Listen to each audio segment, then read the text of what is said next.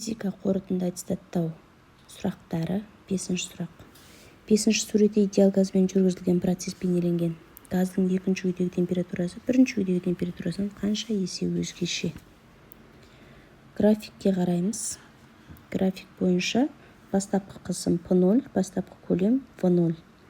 Ал екінші күйге өткен кездегі оның қысымы 1,5 P0, көлемі 3 V0.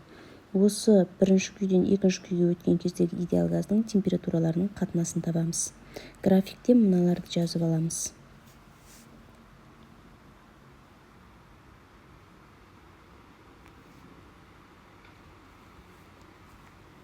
Бастапқы қысым P1 P0-ге тең. Бастапқы көлем V1 V0-ге тең.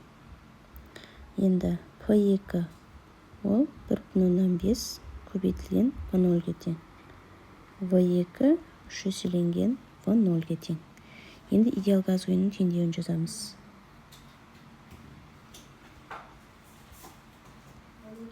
P1 V1 бөлінген T1 тең P2 V2 бөлінген T2.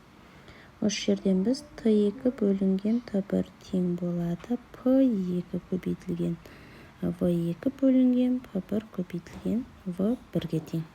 Енді орындарына қоямыз сан мәндерін.